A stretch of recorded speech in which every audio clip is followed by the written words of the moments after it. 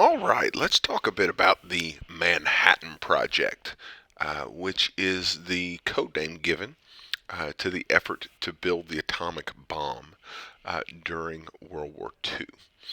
So we've got a really cool documentary. We're going to show you about this. We've got one of our groups that is exploring this question, but I just want to give you some background about this really important kind of scientific achievement that's going to happen during World War II. It actually starts with probably the most famous scientist in American history, at least, but definitely the 20th century, Mr. Albert Einstein. Albert Einstein, of course, was from Europe, had all these brilliant ideas. I know that E equals mc squared and that type of thing. Um, but by the time World War II is getting ready to get started, he's living in New Jersey. And while he's in New Jersey, he gets a visit from a couple of scientists who, building on some of his previous work, have theorized that it may be possible to split an atom.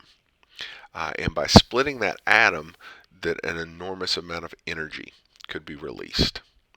Their concern is that they think the Germans are working on weaponizing this technology. And they want to get in to see Franklin Roosevelt. Well, he's the President of the United States.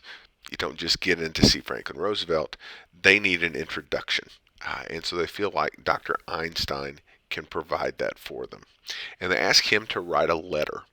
And he does a letter of introduction saying, hey, I think you need to listen to these guys. And though the first discussion doesn't go well, they have another discussion, and eventually Franklin Roosevelt decides he's going to pour resources into trying to solve this physics problem before the Germans do. But it's going to take like $5 billion, 5 years, and the effort of thousands of people in different parts of the country to kind of pull this off. Two of the guys whose names become most closely associated with this are Robert Oppenheimer and Leslie Groves. Robert Oppenheimer is going to be the lead scientist on this particular venture. He's going to gather, basically, they're going to get all the really smart people they can who can pass security checks, so Einstein himself doesn't get to come. But all the people that can, put them in one place. I'll show you the place in a second.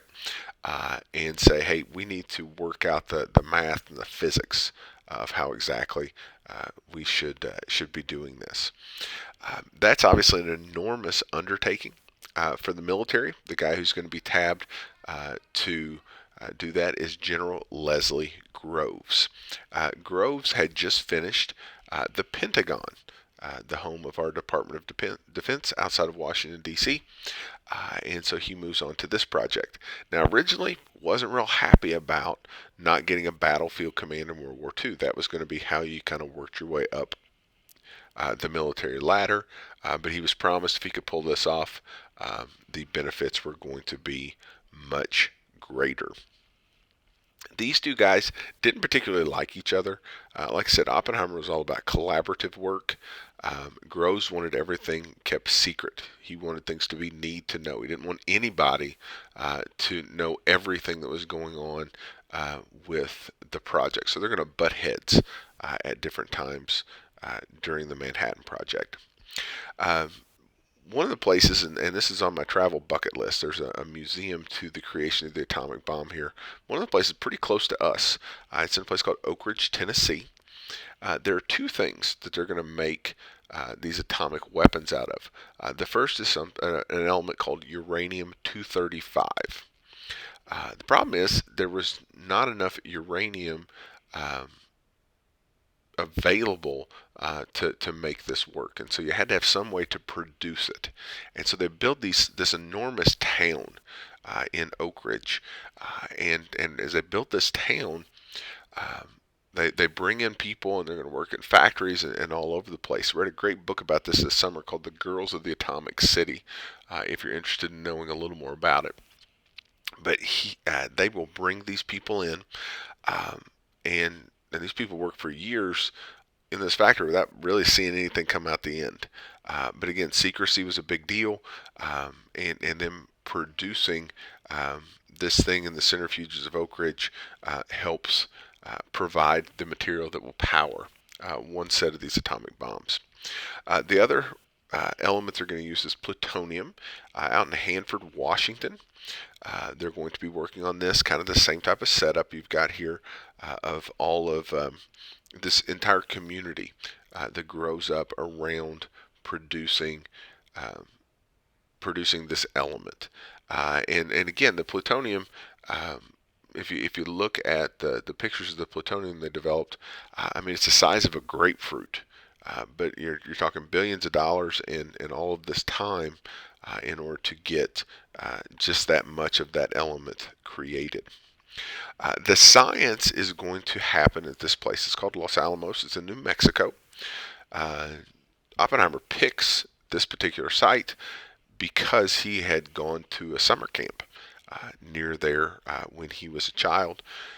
Basically, it's out in the desert. It's easy to put fences up and barracks and to keep things as secret as possible. Now, even with all the security, we know that the Soviets had a spy on the inside who was feeding information back to Stalin about what was happening. But this is where all those smart guys are going to be there testing these theories and trying to figure out if and how they could build these bombs. They're going to build 3. One gets tested in July of 1945. It's the Trinity Bomb. And this is the Trinity Bomb, just out in the middle of the desert. They drop it down underneath the ground and it blows up. And really, it's just a test. Is this even going to work or not? Supposedly, this is another place I'd love to go visit. Supposedly, there is actually glass. The bomb was so hot that it fused the sand into glass. They call it trinitite after Trinity, and you can bring that home, I think, as a souvenir. So if you ever get out there before I do, you want to bring your old teacher a souvenir, feel free. That would be awesome. They tape it. And there had actually been some talk of inviting the Japanese over because the Germans are out of the war by this point, but inviting the Japanese over and saying, we want you to watch this test. They decided that's going to take away the element of surprise. We don't want to do that. And so it's just the scientists that are there. Supposedly Oppenheimer, when he sees it, quotes a verse from Hindu scripture talking about just the destruction that's going to be wrought with this particular invention. So that's one of the bombs. We had 2 others, and so both of them are going to be dropped. The United States is the only country to drop atomic weapons in warfare. The first one is called the Little Boy Bomb. The Little Boy Bomb is going to drop on Hiroshima, which is in Japan.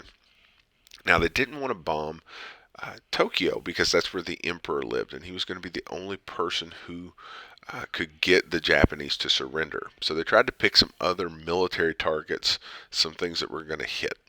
There's a really good book called Hiroshima. There's an American soldier that goes in after the war and talks to people who were there and then goes back years later and interviews them to kind of see what their lives were like afterwards. So if you're interested in the atomic bomb, that book Hiroshima is a good one to check out. But the Little Boy Bomb will be dropped there August 6th, 1945.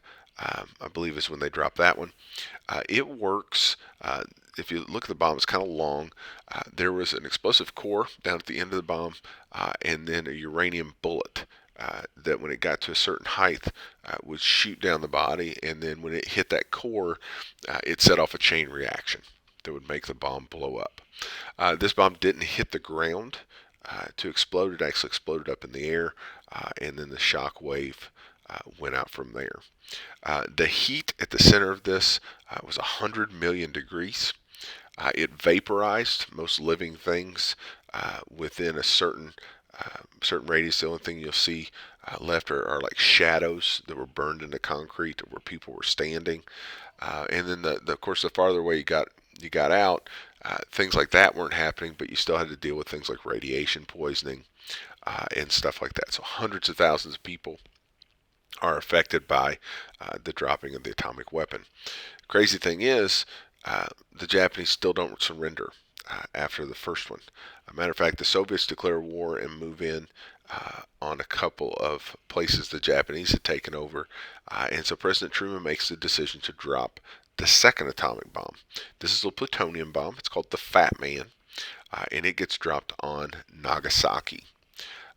Nagasaki wasn't the first place it was supposed to be dropped, but because of weather, they dropped it there. The